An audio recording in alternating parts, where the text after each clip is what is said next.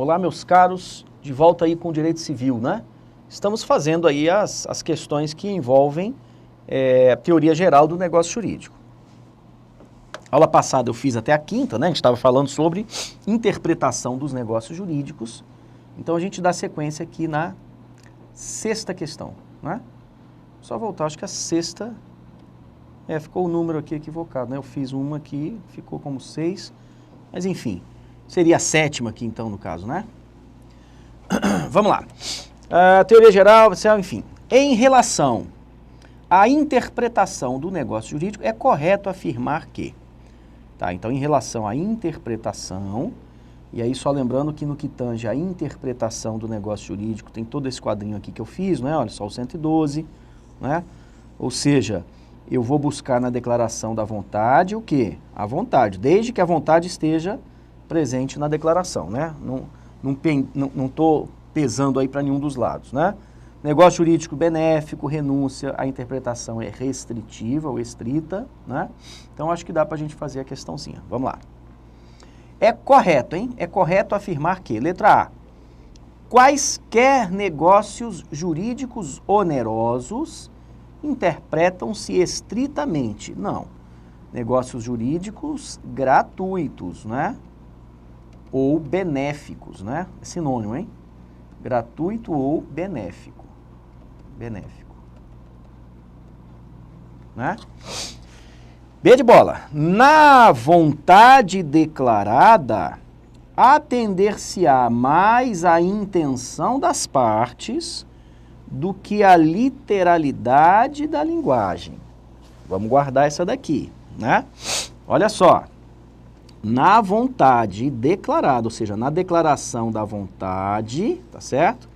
Se atenderá mais à intenção, mas desde que a intenção, tá faltando aqui, olha, desde que a intenção esteja consubstanciada aqui, né? Vou até botar aqui assim, ó, nelas consubstanciada. Vamos ler as demais, porque essa daqui até pode ser a verdadeira, porque ele já está dizendo que ela vai estar consubstanciada aqui, porque ele não está dizendo que é na vontade declarada, né? Vamos ver. Letra C. A renúncia interpreta-se ampliativamente. Não. Os negócios jurídicos gratuitos e a renúncia, a interpretação é sempre restritiva. Então, essa daqui está errada, com certeza. Essa A aqui está errada, com certeza, né? O silêncio da parte importa sempre, cuidado com a palavra, né? Anuência ao que foi requerido pela outra parte. Não, o silêncio não importa a anuência, a não ser que as circunstâncias ou os usos o autorizarem, né? Letra E. Como regra geral, não subsiste a manifestação da vontade, se o seu autor houver feito a reserva mental de não querer o que manifestou. Não, é o contrário, né?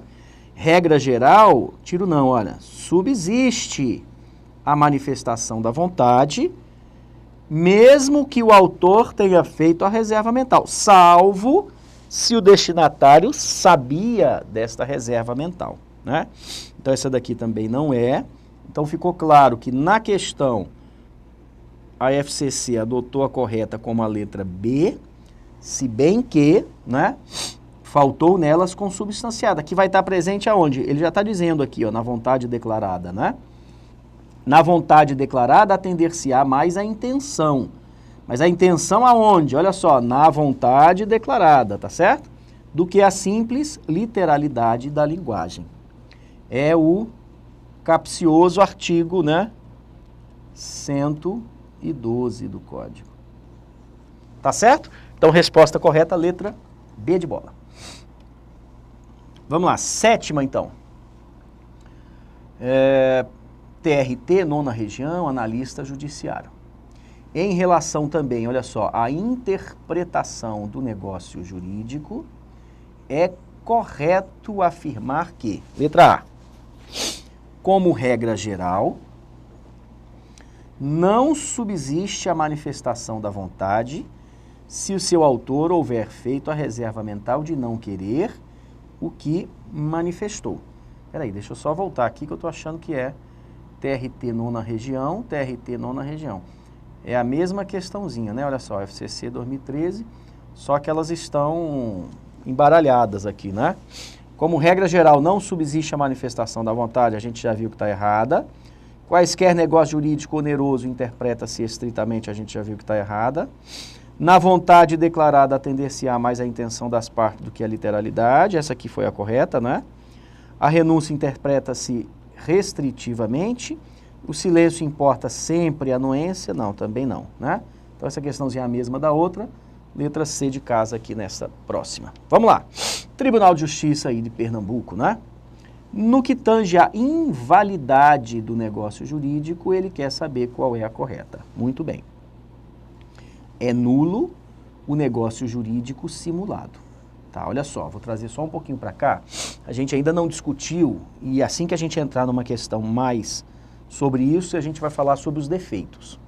Quais são os defeitos? O que é o defeito do negócio jurídico? Vejam, eu não estava falando que você tem a vontade, logo em seguida você declara a vontade, portanto, né? E aí surge o negócio jurídico, que é a declaração da vontade qualificada. Pois bem, o defeito vai surgir quando você tem uma vontade e a declaração da vontade ela não saiu da mesma forma, então ela sai de uma forma truncada. Por quê? Ou porque você se enganou, ou porque alguém te enganou, ou porque você foi coagido e por aí vai. Então, quais seriam os defeitos do negócio jurídico? Erro, dolo, coação, estado de perigo, lesão e um vício social que a gente vai chamar de fraude contra credores, 6. Esses tornam o negócio jurídico anulável. Anulável. E eu teria aí um prazo decadencial de 4 anos, contados a partir da realização do negócio jurídico, menos a coação, que o prazo é decadencial de 4 anos, mas é contado a partir do momento em que cessar a coação. Pois bem, a simulação é também um vício social, junto com a fraude contra credores, só que a simulação, que é também defeito, mas a simulação é um vício mais grave do que os demais. Porque a simulação, na verdade, você está falseando aquilo que não existiu. Ou você deturpa o negócio jurídico colocando uma casca por fora que não existiu, ou você simplesmente cria o negócio jurídico que nunca existiu. Aí eu tenho a simulação absoluta e relativa. Então, por exemplo, imagina que eu quero doar um bem qualquer para uma namorada que eu tenho, só que eu sou casado. Então, a doação do cônjuge adúltero é anulável. O que eu poderia fazer? Eu, sabendo desta anulabilidade, eu faço um contrato de compra e venda, só que eu não recebo dinheiro algum, eu simplesmente dou de presente para ela. O que aconteceu? Eu estou simulando uma compra e venda que não existiu. E o que existiu de fato? O que foi dissimulado? Foi a doação. E a doação é um negócio jurídico anulável, a doação do cônjuge adúltero ao seu cúmplice. Então vejam, na hora que eu faço uma simulação relativa, eu tenho no núcleo um negócio jurídico dissimulado, nesse exemplo que eu estou dando, a doação. E eu estou mascarando esse negócio jurídico dissimulado com a compra e venda, que nunca existiu. Então a compra e venda é o negócio jurídico simulado, esse daqui é nulo. E a doação do cônjuge adúltero ao seu cúmplice, que é um negócio jurídico dissimulado, é anulável por força do artigo 550. Pode até acontecer de ser válido, não tem problema. Então, o negócio jurídico simulado vai ser sempre nulo. E vejam que nulidade não tem conversa. E o que foi dissimulado? Aí depende, eu tenho que passar nos requisitos do artigo 104. Vamos supor, eu não sou casado e eu imagino que eu não poderia doar um objeto qualquer à minha namorada, vamos supor. Só que não há nenhum empecilho em relação a isso. Então, o que eu faço? Eu faço a doação, ou melhor, eu faço um contrato de compra e venda, escondendo a doação que eu acabei de fazer. Então, olha, o que está no núcleo? A doação. O que está na casca? Que é a simulação, a compra e venda. Essa compra e venda continua sendo nula, não interessa, porque foi simulada. E o que está por dentro? A doação. A doação, nesse segundo exemplo que eu estou dando, é válida, porque não há nenhum empecilho se alguém que não é casado, por exemplo, efetuar uma doação, a não ser que seja outro, né? Pode ser fraude contra credores, mas aí eu tenho que estar em situação de insolvência. Pode ser doação universal, que aí é nula, enfim, ou da parte inoficiosa, alguma coisa nesse sentido. Mas num primeiro momento não haveria nenhuma invalidade. Tá ok? Tá, volta aí para a questão então, olha só. Ele está dizendo o seguinte, olha, a letra A. Primeiro ele quer a correta, tá certo? Tá. É nulo o negócio jurídico simulado. Corretíssimo, artigo 167. Bem como ineficazes os praticados em estado de perigo ou mediante coação. Não é ineficácia. Bem como anuláveis. Tá ok? Anuláveis. Os praticados em estado de perigo são defeitos, né? Ou então mediante coação. Só lembrando que a coação, quando ela é física absoluta, ela retira por completo a declaração da vontade, hein? E se eu não tenho declaração da vontade, eu não tenho negócio jurídico. Então a coação absoluta gera inexistência do negócio jurídico. Essa coação aqui do defeito é chamada coação moral, né? Ou seja, se utiliza ou se baseia numa vis compulsiva. Tá certo? Muito bem, então a letra A está errada. Letra B. O negócio jurídico nulo confirma-se, podendo convalescer pelo decurso do tempo. Não, não é nulo. Negócio jurídico nulo não admite a confirmação e não pode convalescer pelo decurso do tempo. Por isso, a ação, olha só, a ação declaratória de nulidade, o nome está dizendo, né? Não é declaratória? A ação declaratória de nulidade, ela é imprescritível, tá certo? Então não convalesce pelo decurso do tempo não, tá errada. B. C. Respeitada a intenção das partes, a invalidade parcial de um negócio jurídico não o prejudicará na parte válida, se esta for separável, princípio da confirmação do negócio jurídico. Princípio, desculpa, da conservação do negócio jurídico. A invalidade da obrigação principal importa a das obrigações acessórias, mas a destas não induz a da obrigação principal, a não ser que você coloque isso no contrato. Isso daqui é princípio da gravitação jurídica, né? O acessório segue o principal. Acessorium sequitur cum principale, não é? Princípio da gravitação jurídica. Então, olha só. O acessório, ele busca o seu fundamento de validade aonde? Na obrigação que é tida como principal. Então, a nulidade do principal gera também nulidade no acessório. E o contrário? Não, o contrário não. O acessório pode ser nulo e o principal continuar válido sem o acessório. A não ser que você coloque de forma diferente no seu contrato. Então, por exemplo, eu estou fazendo um contrato de locação. Nesse contrato de locação tem um contrato de fiança. Fiança é acessório. Nulidade do principal, nulidade na fiança. Tá certo? Apesar do artigo 824. Pois bem, olha só. Eu posso colocar no meu contrato o seguinte: se morrer o fiador, o locatário terá 30 dias para indicar um novo fiador sob pena de extinção do contrato de locação. O que eu estou colocando no meu contrato? Eu estou dizendo em outras palavras assim, olha, se morrer o fiador, ou seja, se a fiança não existir mais, fiança é acessório. Se a fiança não existir mais, se o locatário não indicar um novo fiador, o principal também será extinto. Então, o acessório acompanha o principal. E eu posso colocar no meu contrato que o principal também acompanha o acessório, não tem problema, só que isso não é a regra, né? Como diz a letra C. A invalidade da obrigação principal implica das obrigações acessórias, mas a destas não induz a da obrigação principal, né? Vamos ler a letra D, olha só. Quando a anulabilidade do ato resultar da falta de autorização de terceiro, será o ato insuscetível de confirmação posterior. Não, pessoal, não é anulabilidade, não é? Então, olha, o que gerou a anulabilidade? Foi a falta de autorização do terceiro. Então, pega a autorização dele posteriormente e você consegue confirmar, né, o ato, portanto. Letra E, olha só, a anulabilidade tem efeito imediato e retroativo à época em que realizado o ato. Não. Na verdade, os efeitos são ex nunc, né? Apesar de existir uma corrente, entendendo que os efeitos da anulabilidade seriam a ex tunc, retroativos, né? Isso por força, salvo engano, do artigo 100, deixa eu encaixar, acho que é um 7...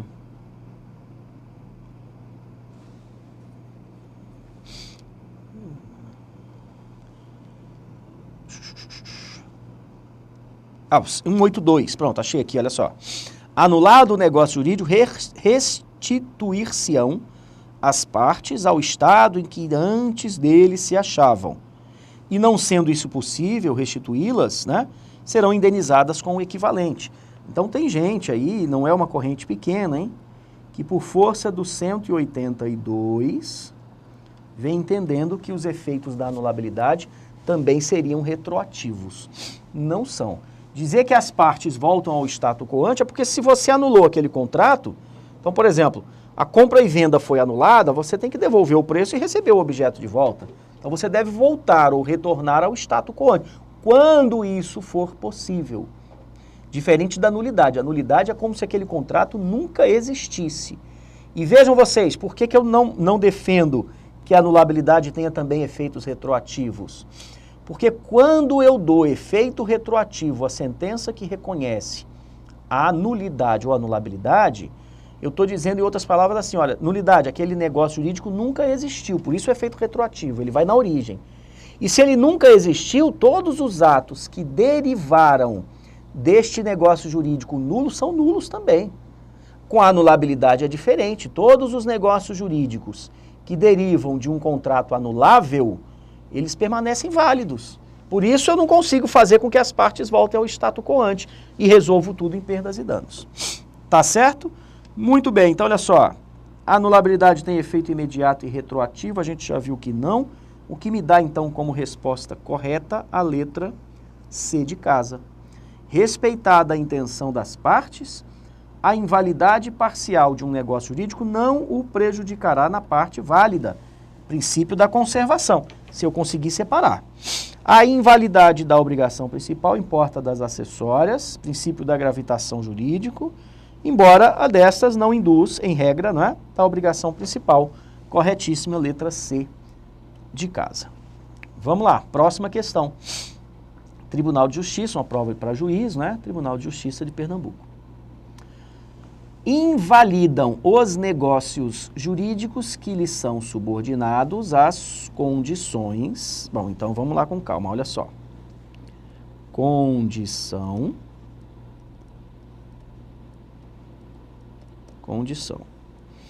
Eu posso ter uma condição suspensiva,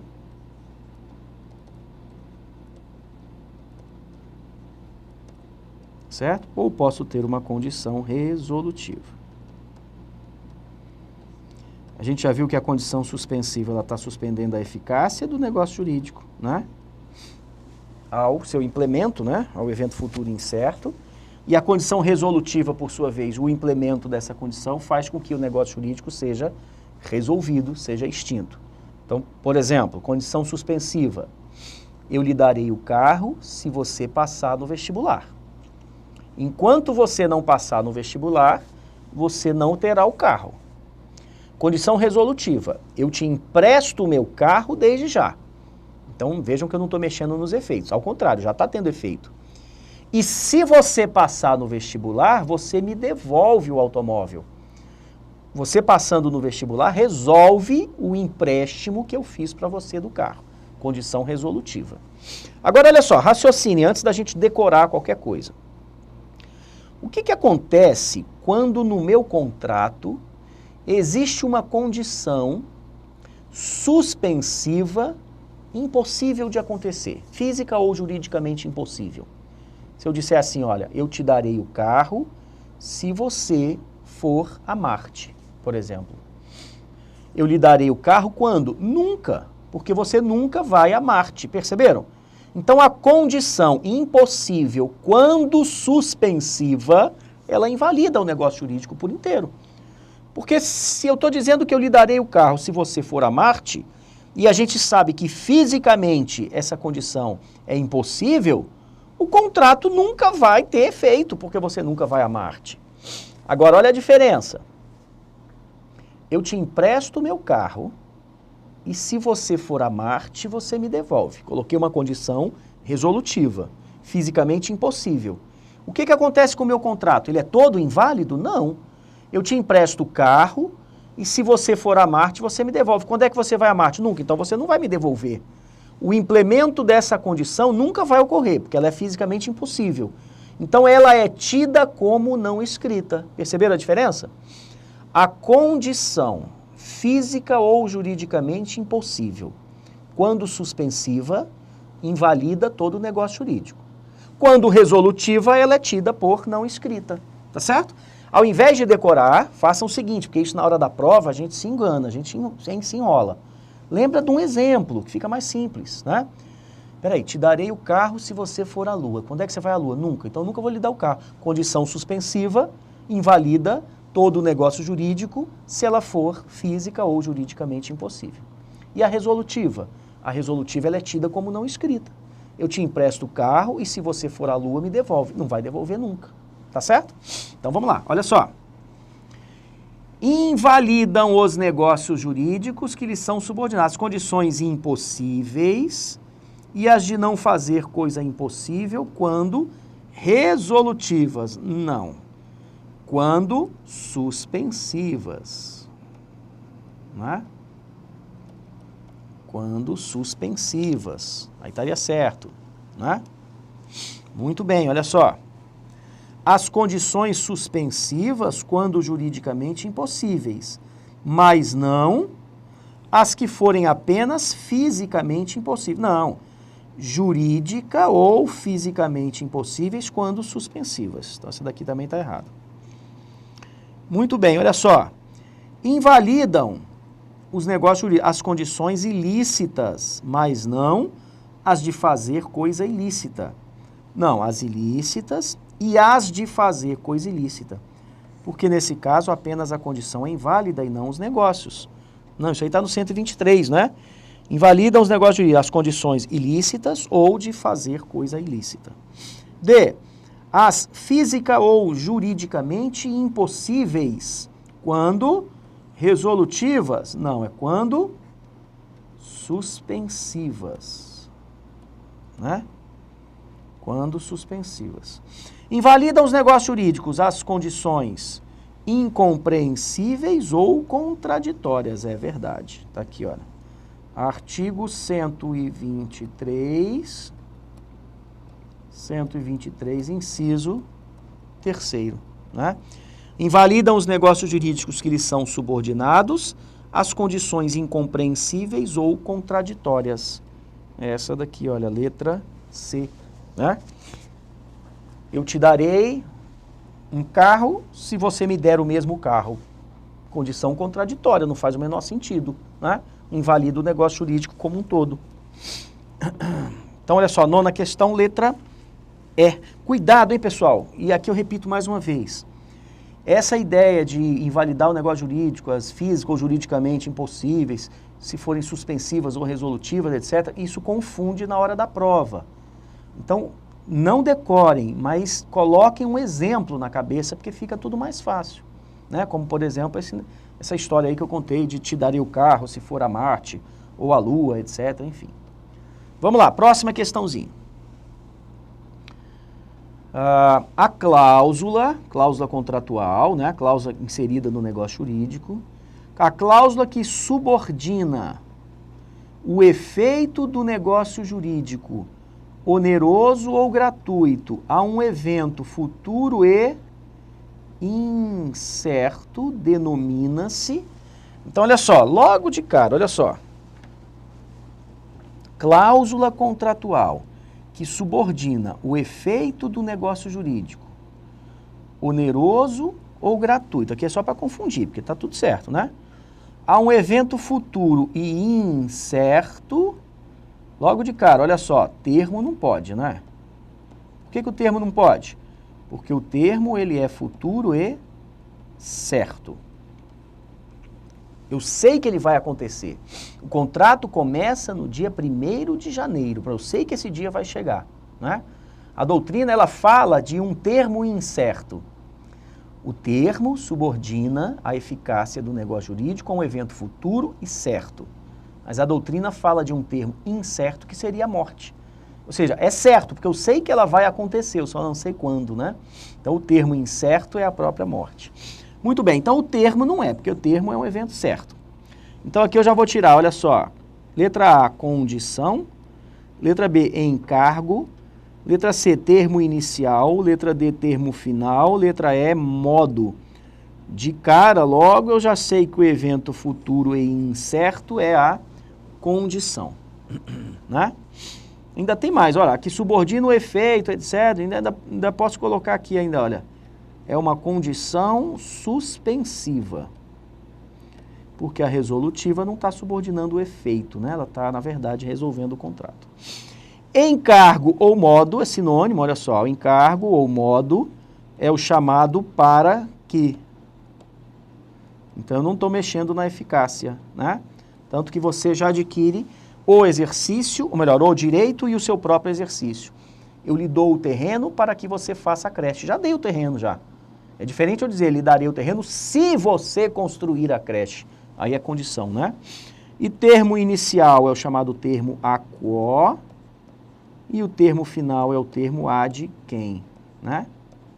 É o que começa e o que termina, portanto. Contrato de locação começa no dia 1º, termo inicial. E termina no dia 31, termo final, termo ad quem, né? Então é óbvio que essa questãozinha aí daria a letra A como a correta. Muito bem, próxima questão, 11ª. De acordo com o Código Civil, letra A.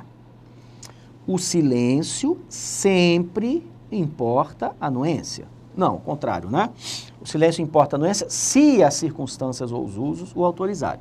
Ou, na melhor forma, né? O silêncio não importa anuência, salvo se as circunstâncias ou os usos o autorizarem. Então, a letra A está errada, incorreta. B de bola. Nas declarações de vontade, deve-se atender primordialmente... Peraí que tem uma... Tá, ao sentido literal da linguagem? Não, a gente já viu que nas declarações da vontade se atenderá mais à intenção nelas consubstanciada, né? Então a letra B está errada. Letra C. Os negócios jurídicos benéficos, também chamados de gratuitos, né? Olha lá. Os negócios jurídicos benéficos ou gratuitos são interpretados como restritivamente. Os negócios jurídicos benéficos e a renúncia são interpretados estritamente ou restritivamente. Está correta. Letra D, olha só. Considera-se inexistente a manifestação de vontade quando o declarante houver feito reserva mental de não querer o que manifestou, tenha ou não conhecimento da reserva mental destinatário. Não, a gente já viu que é o contrário, né? É válida a manifestação da vontade, então ela subsiste ainda que o declarante tenha feito a reserva mental, salvo se o destinatário tenha conhecimento, né? Letra E, os negócios jurídicos devem ser interpretados conforme os usos do lugar de sua celebração, salvo se envolverem pessoa jurídica de direito público. Não, tira esse salvo aqui, olha, né? Os negócios jurídicos devem ser interpretados conforme a boa-fé, essa boa-fé aí é objetiva, e os usos do lugar de sua celebração, né? Artigo 113, tá certo? Artigo 113. Anota aí, olha assim, ó, no caderno, olha. Boa-fé objetiva, ela está prevista em 3 artigos no Código. 113, que é esse que eu acabei de ler. 187, quando o legislador fala em abuso de direito. E no 422, tudo do Código Civil. Bom, então a nossa resposta correta, letra C de casa. Tá ok? Rápido intervalo e a gente volta aí, continuando aí teoria geral do negócio jurídico. Forte abraço.